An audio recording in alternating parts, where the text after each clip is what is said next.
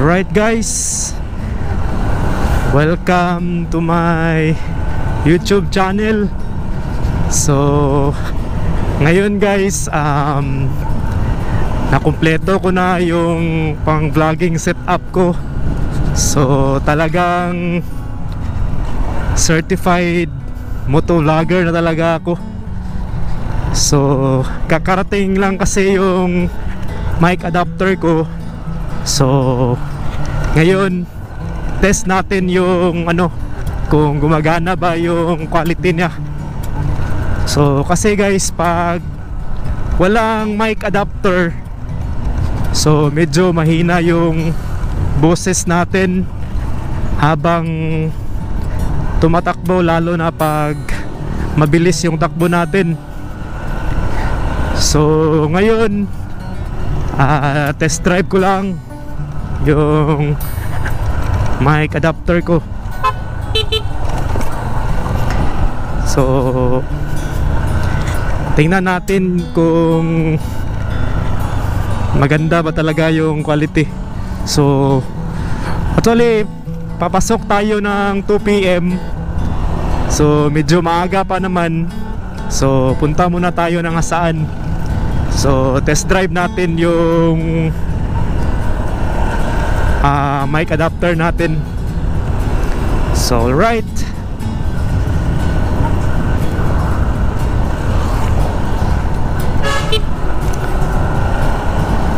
so certified motovlogger na talaga ako guys.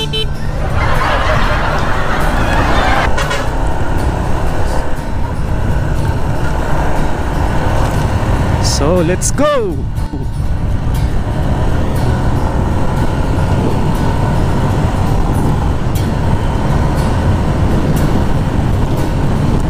So 80 km/h yung speed ko ngayon guys. So tingnan natin mamaya kung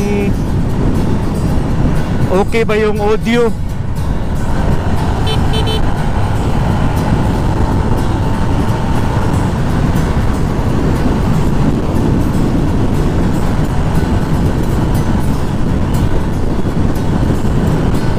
So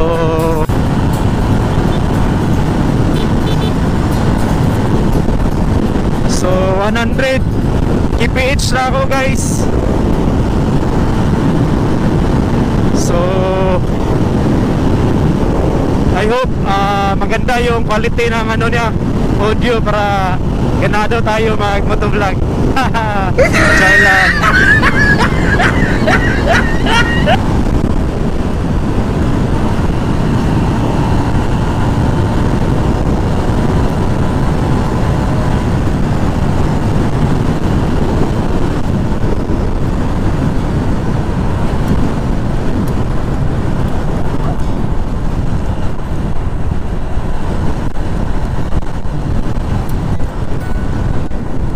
I think hanggang dito lang tayo guys, kasi test lang naman natin kung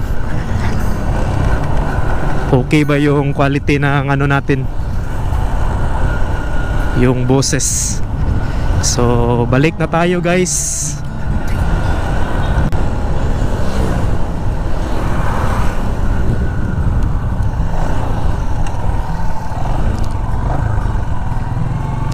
Okay.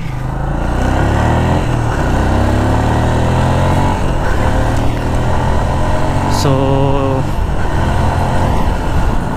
diretso na tayo sa guys, work natin.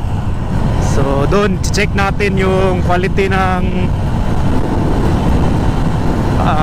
audio niya, at saka pakinggan natin kung okay ba din yung nawawala ba yung konti yung wind noise niya. So okay.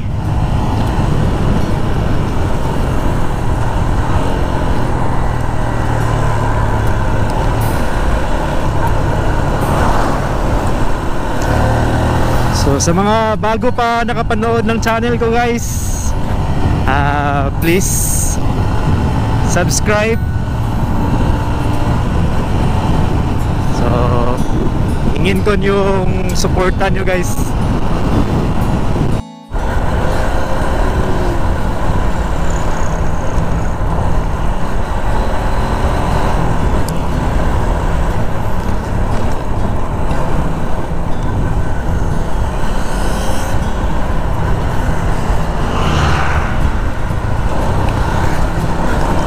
So andito na tayo sa balik sa Villanueva guys.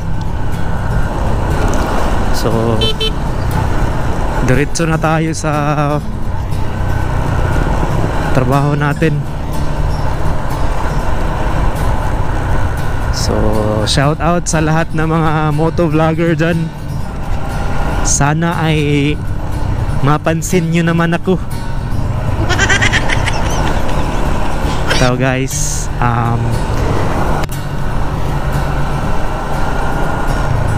actually guys, meron talagang rason kung bakit gusto ko talagang i-pursue yung pag motovlog. So balang araw i-share ko sa inyo kung ano talaga yung rason bakit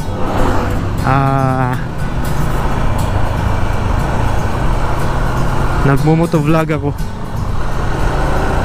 So shout out sa ating lady rider na haba ng buhok. So baka naman mapanood mo yung ano ko, like naman and subscribe.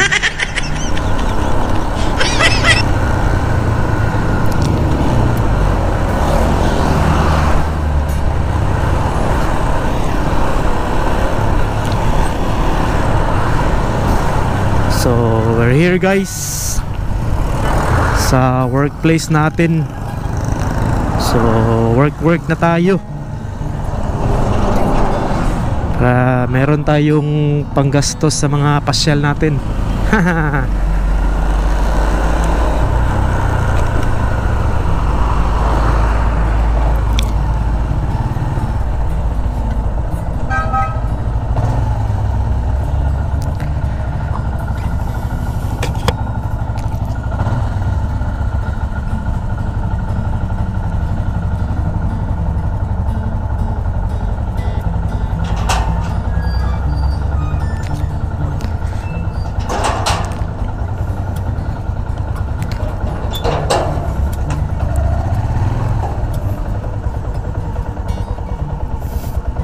Ahmad.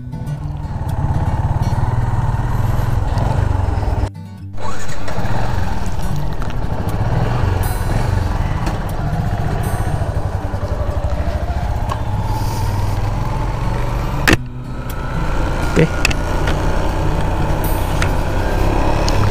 So, yun guys.